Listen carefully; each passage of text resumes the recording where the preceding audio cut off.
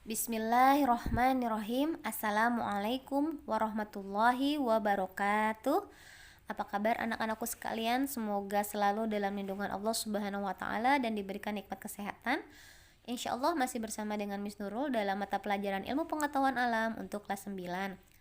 Sebelum memulai, marilah kita berdoa semoga ilmu yang kita pelajari hari ini bisa bermanfaat dan berguna serta berkah bagi kita semua. Amin amin ya robbal alamin. Silakan memulai dengan membaca doa sebelum belajar. Adapun hari ini kita akan masuk ke dalam bab ketiga, yaitu tentang pewarisan sifat atau hereditas. Tujuan pembelajaran dari bab yang ketiga adalah yang pertama, mengidentifikasi perbedaan sifat yang ditentukan oleh gen yang diturunkan kepada keturunannya. Yang kedua, menjelaskan persilangan antara dua individu dengan satu sifat beda atau lebih. Yang ketiga, menafsirkan hasil pengamatan untuk memahami persilangan dan mampu menerapkannya dalam kehidupan sehari-hari. Nah, ini adalah peta konsepnya dari pewarisan sifat. Kita akan mempelajari tentang apa itu gen, kromosom, terus kemudian mempelajari dari pewarisan sifat ada persilangan monohibrid, dihibrid, ada dominan penuh dan ada intermediate ya. Sebelumnya, kenapa sih kita mempelajari pewarisan sifat atau hereditas? Ini adalah salah satu pengetahuan yang menarik menurut Miss Nurul ya. Karena dari pewarisan sifat ini kita bisa mengetahui bagaimana sifat dari induk bisa diturunkan kepada keturunannya atau kepada anak-anaknya atau kepada cucu-cucunya ya. Nah, contohnya dalam kehidupan sehari-hari apa sih Miss manfaatnya? Jadi contohnya di sini kita bisa misalkan nanti insya Allah kedepannya kita mempunyai perkebunan mangga. Nah, ternyata kita menanam mangga kita besar tapi asam. Nah, untuk agar laku harusnya kan mangga itu besar dan manis. Akhirnya di sini kita akan membuat atau menciptakan bibit yang bisa menghasilkan mangga yang buahnya besar dan manis. Nah, bagaimana caranya? Yaitu dengan cara menyilangkan. Kita harus mengetahui mana nih pohon yang menghasilkan bibit mangga besar dan asam. Terus mana pohon yang menghasilkan mangga kecil tapi manis. Nah, akhirnya kita silangkan agar kita bisa mendapatkan mangga besar tapi manis. Nah, bukan mangga besar tapi asam ya. Nah, ini kemudian bisa juga bermanfaat dalam kehidupan sehari-hari. Contohnya dalam pewarisan sifat tentang penyakit ya, ada namanya penyakit hemofilia, yaitu kesusahnya darah untuk membeku atau pembekuan darah ya, biasanya ini diturunkan. Nah, ini kita harus tahu syarat-syaratnya. Misalkan ada ayahnya yang carrier atau pembawa hemofilia menikah dengan ibunya yang pembawa hemofilia juga, nanti keturunannya yang laki-laki anaknya berapa persen yang kena hemofilia, yang perempuan berapa persen yang kena hemofilia. Karena kebayang sendiri jika kita luka terus darah susah membeku, itu akan kehilangan darah yang sangat banyak, itu berbahaya. Nah, makanya dari sini kita bisa mempelajari hal-hal tersebut ya. Ini sekedar pengetahuan kita, insya Allah semoga bermanfaat. Itu gambarannya saja ya. Kemudian selanjutnya ini sudah Miss Nurul kasih keyword ya. Apa itu alel? Alel adalah pasangan gen dari setiap gen. Kemudian ada monohibrid, ada dihibrid. Monohibrid itu persilangan antara dua individu. Jadi ada dua pohon kita silangkan. Contoh misalkan yang kita silangkan adalah mawar merah disilangkan dengan mawar putih. Itu satu sifat beda, yaitu warnanya ya. Kemudian kalau dihibrid itu adalah persilangan dengan dua sifat beda. Contohnya kita silangkan mawar merah berbatang tinggi, kita silangkan dengan mawar putih berbatang pendek. Kita hasilnya nanti apa yang keturunannya akan bisa kita ketahui. Itu persilangan dihibrid, dua sifat beda. Filial sendiri adalah keturunan atau anakan, sedangkan parental dari kata parents ya, itu adalah orang tua atau induknya ya. Selanjutnya ada dominan, ada resesif, ada gen. Nah, ini juga sudah Miss Nurul kasih. Ada fenotip, ada genotip. Apa sih itu? Kalian bisa baca sebelum kita masuk ke dalam atau lebih jauh kepada bab ini ya. Nah, sebelumnya di dalam sel itu dipelajari ada yang namanya kromosom. Kromosom ini tersimpan bahan genetik yang menentukan sifat-sifat suatu organisme. Sifat-sifat ini dapat diwariskan dari satu generasi ke generasi berikutnya. Sifat-sifat yang diwariskan dari induk kepada keturunannya telah lama diketahui, tetapi baru dipelajari pada abad ke-19 oleh Gregor Johann Mendel. Dia adalah bapak genetika. Kenapa? Karena dia mempelajari pola pewarisan sifat pada tumbuhan kacang kapri. Nah, kenapa Gregor Johann Mendel memilih kacang kapri atau Pisum sativum? Karena satu, menghasilkan banyak keturunan, yang kedua, daur hidupnya pendek, yang ketiga, mudah melakukan penyerbukan, yang keempat, mempunyai sifat-sifat beda yang mencolok ya. Terus kemudian langkah awal yang dilakukannya adalah dia menentukan galur murni. Apa itu galur murni? Tanaman yang apabila dilakukan penyerbukan sendiri menghasilkan keturunan yang memiliki sifat sama dengan induknya. Galur-galur murni yang dipilih Mendel, yang pertama ada bentuk biji matang, yaitu bulat atau keriput. Terus warna biji kuning atau hijau. Terus warna bunga putih dan ungu. Warna polong muda hijau dan kuning. Bentuk polong tua halus dan kasar. Terus kedudukan bunga di ketiak dan ujung. Terus tinggi tanaman tinggi dan pendek. Kemudian Mendel menyilangkan dua tanaman galur murni terus menerus hingga menghasilkan generasi keturunan satu. Kemudian dari generasi keturunan satu, anaknya itu disilangkan lagi sehingga menghasilkan generasi keturunan kedua. Terus dicatat sehingga dia berhasil mendapatkan pola pewarisan sifat ya, dengan satu sifat beda. Tadi satu sifat beda tadi sudah Miss Ru jelasin. Contohnya warna merah dan warna putih. Kemudian dia terus melakukan lagi dengan persilangan dua sifat beda ya, yaitu dihibrid. Kemudian selanjutnya ini kita bisa baca dari hasil percobaan monohibrid dan dihibrid dapat disimpulkan sifat organisme dikendalikan oleh sepasang faktor penentu sifat dan seterusnya ya. Sampai setiap faktor penentu sifat dapat berpasangan secara bebas ketika pembentukan gamet. Nah, kemudian ada juga Johansson, pemulia tanaman berkebangsaan Swedia, menggunakan istilah gen untuk memberi nama faktor penentu sifat yang dikemukakan oleh Mendel. Setiap gen mengendalikan sifat tertentu, mempunyai posisi atau tempat tertentu pada kromosom. Posisi atau letak gen pada kromosom disebut dengan lokus ya. Nah, tempat gen itu namanya lokus. Untuk membedakan gen dari lokus yang berbeda digunakan misalnya A dan B disimbolkan ya. Terus setiap gen ini memiliki pasangan gen, namanya alel. Pasangan gen namanya adalah alel. Tempat tinggalnya alel namanya adalah lokus ya. Nah, kalau kemudian ada juga yang namanya heterozigot dan homozigot. Jika homozigot itu adalah dua alel yang sama terdapat pada satu lokus ya.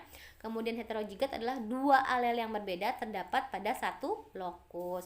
Kemudian alel ini juga ada yang dominan, dia menutupi sifat alel yang lain. Nah, alel yang tertutupi atau kalah dengan yang dominan namanya resesif.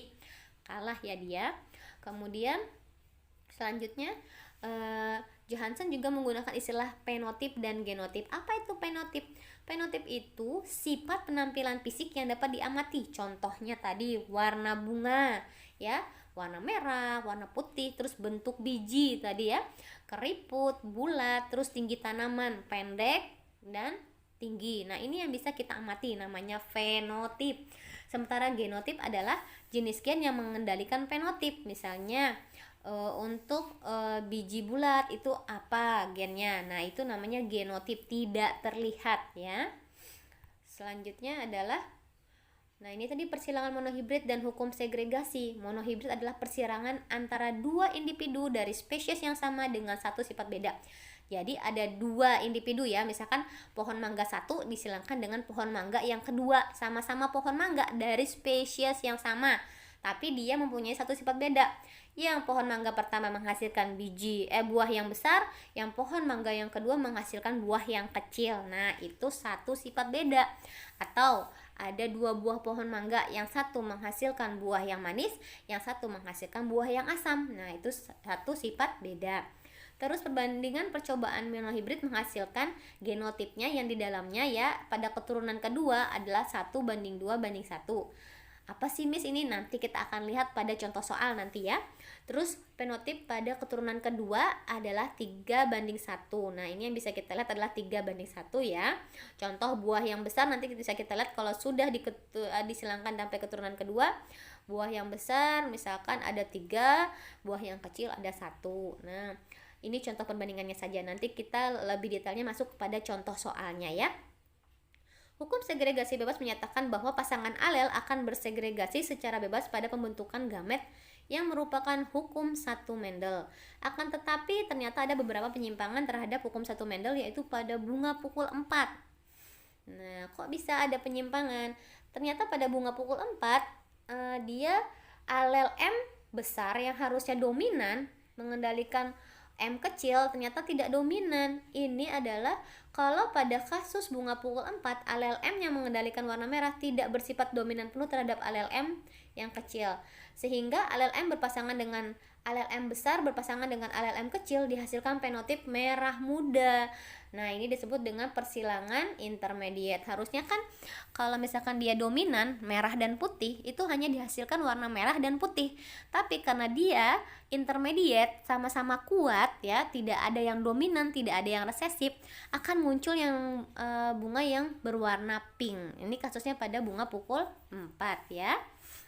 Karakteristik persilangan intermediate-nya, persilangan monohibrid bersifat intermediate, sifat yang sama kuat, tidak ada sifat dominan atau sifat resesif.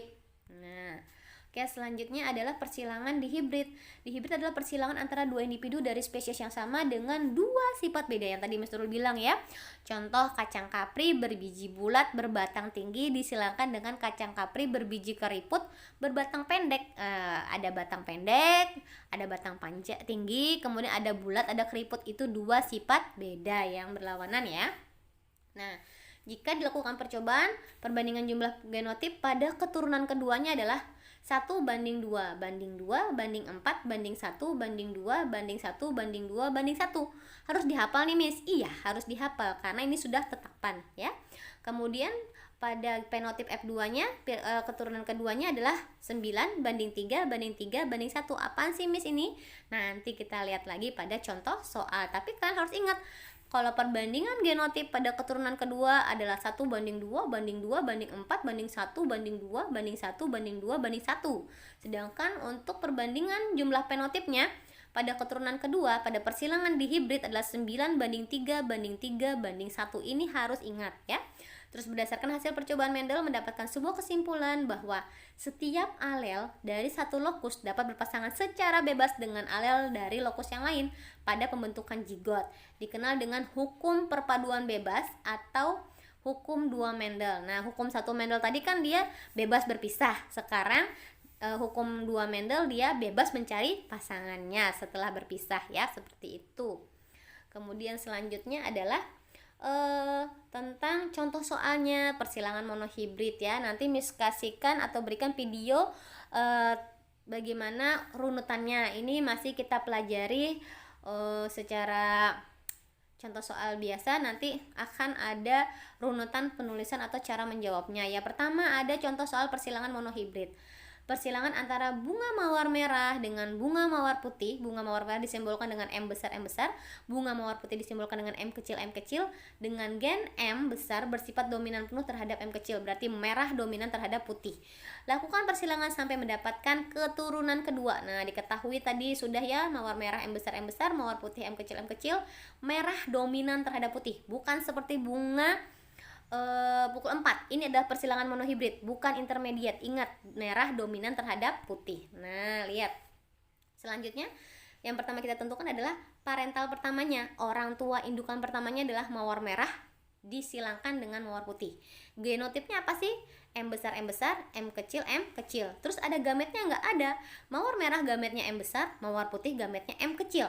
Nah, akan didapatkan keturunan pertama. Ada ini filial 1, ada M besar, ada M kecil. Yang hijau itu adalah hasil persilangannya. M besar disilangkan dengan M kecil. Yang warna hijau adalah hasil persilangannya, yaitu M besar dan M kecil. Setiap dia mengandung M besar, berarti dia berwarna apa? berwarna merah karena M besar merah adalah dominan. Walaupun di dalam warna merah dia mengandung warna putih tapi tidak terlihat karena warna putih adalah resesif ya. Jadi setiap yang mengandung warna huruf M besar itu berarti adalah berwarna merah. Nah, yang terlihat nanti 100% keturunan pertamanya adalah berwarna merah. Walaupun di dalamnya ada gen putih, tapi tertutupi oleh si merah. Nah, selanjutnya setelah kita silangkan, ini akan dapat dari tadi anaknya yang tadi mawar merah heterozigot, kita silangkan lagi. Namanya nanti menemukan keturunan yang kedua. Mawar merah disilangkan dengan mawar merah dengan genotip heterozigot ya, M besar M kecil, M besar M kecil. Gametnya juga M besar M kecil, M besar dan M kecil. Pilih yang keduanya. Nah, kita lihat M besar M kecil, M besar M kecil. Nah, yang warna biru itu adalah hasilnya. Ada M besar M besar, ada M besar M kecil, ada M besar M kecil, ada M kecil M kecil. Nah, kita lihat genotipnya. Di dalam gennya itu akan terdapat perbandingannya 1:2:1. Nah, terlihat kan yang tadi sudah kita bicarakan di awal ya. Ada 1 M besar M besar, 2 M besar M kecil, 1 M kecil M kecil. Ini adalah hasil keturunannya. Kemudian fenotipnya yang terlihat tampaknya hasil keturunannya adalah 3 merah dan 1 putih. Kenapa 3 merah? Karena Miss Rul bilang tadi, setiap dia mengandung warna huruf M besar berarti dia berwarna merah ya. Jika dia tidak mengandung M besar berarti dia berwarna putih. Nah, ini yang bersifat dominan. Sekarang kita masuk ke contoh soal persilangan monohibrid. Tadi bunga pukul 4 M besar disilangkan dengan bunga pukul 4 berwarna putih M kecil M kecil. Nah, kalau dia intermediate, ingat tidak ada yang kuat. Tidak ada yang kuat, tidak ada yang lemah, tidak ada yang dominan, tidak ada yang resesif. Dia sama kuatnya. Nih, mawar merah MM besar, mawar putih M kecil intermediate. Apa bedanya tadi dengan yang tadi? Nah, kita lihat. Persilangannya sama. Mawar merah disilangkan mawar putih M besar M kecil M kecil. Cuman di sini dihasilkan kalau tadi setiap yang mengandung M besar akan berwarna merah, tapi di sini tidak. Ini akan dihasilkan warna apa? Nanti akan dihasilkan berwarna merah muda ya. Nah, kita silangkan lagi. Yang mawar merah muda disilangkan dengan mawar merah muda pada keturunan keduanya. Ya, akan terdapat 1 M besar, 2 M besar M kecil, 1 M kecil M kecil. Yang berwarna merah hanya akan ada 1. Yang berwarna merah muda hanya akan ada 2. Dan yang berwarna putih akan ada 1. Selanjutnya kita masuk pada contoh soal persilangan dihibrid. Dihibrid, di itu 2 ya, 2 sifat beda. Contoh, kacang ercis berbiji bulat berwarna kuning, B besar K besar dominan. Dengan kacang ercis berbiji kisut berwarna hijau, B besar K kecil resesif. Jadi si resesif ini akan kalah dengan yang dominan. Lakukan persilangan sampai mendapatkan keturunan kedua. Nah, ini ya. Kacang ercis berbiji bulat berwarna kuning, simbolnya dominan dan resesif. Kita lanjutkan seterusnya. Sama seperti tadi, kita cari parental satunya. Kita silangkan berbiji bulat warna kuning, berbiji kisut berwarna hijau. Kita silangkan gametnya ada B besar, B besar, K kecil. Kemudian keturunan pertamanya adalah 100% B besar, B kecil, K besar, K kecil. Artinya apa? Dia heterozigot. Berarti setiap yang mengandung B besar dan K besar berarti dia berbiji bulat dan berwarna kuning. 100% keturunan pertamanya adalah berbiji bulat berwarna kuning. Walaupun di dalamnya ada gen berbiji kisut dan berwarna hijau, tapi tidak terlihat. Pada keturunan pertama yang berbiji bulat berwarna kuning itu dominan. Jadi kemudian kita silangkan lagi ya. Keturunan pertamanya anaknya kita silangkan lagi sesama anaknya berbiji bulat berwarna kuning, berbiji bulat berwarna kuning. Nah, dari sini akan didapatkan gamet B besar K besar, B besar K kecil, B kecil K besar, B kecil K kecil. Sama juga ya. Di sebelah satunya pun juga sama karena sesamanya kita silangkan B besar B kecil K besar K kecil. Begitu selanjutnya. Ini kita pakai papan catur ya untuk menyilangkannya. Kita tulis dulu gamet-gametnya di bagian yang merah. Lihat ya, ada B besar K besar, B besar K kecil, B kecil K besar, B kecil K kecil. Nah, persilangannya B besar K besar disilangkan dengan B besar K besar. Hasilnya adalah nomor 1. Nah, lihat. Kalau B besar K kecil, B besar K kecil hasilnya ada di nomor 6 ya. Jika disilangkan B besar K besar disilangkan dengan B besar K kecil hasilnya ada di nomor 2. Begitu selanjutnya ya. Kita bentuk huruf L ya. Jadi di tempat yang berwarna kuning, hijau, coklat, biru itu adalah hasilnya dari persilangan keturunan keduanya. Dari itu nih kita lihat tabel genotip dan fenotipnya ya. Macam genotipnya ada B besar, B besar, K besar, K besar, ada di buku. Bisa kita lihat nomor kotaknya nomor 1, perbandingan genotipnya 1 bulat kuning. Jadi nanti yang dihasilkan adalah yang terlihat yang bulat dan kuning itu ada 9. Yang bulat dan hijau itu ada 3. Yang keriput dan kuning itu ada 3. Yang keriput hijau ada 1. Ini perbandingannya ya, perbandingan fenotip. Nanti jika dimasukkan ke soal akan bisa kita tentukan berapa jumlah yang bulat kuning, berapa jumlah yang bulat hijau, berapa jumlah yang keriput kuning, keriput hijau dari misalkan 100 biji. Nah, bisa kita ketahui berapa yang bulat kuning dengan menggunakan perbandingan ini ya.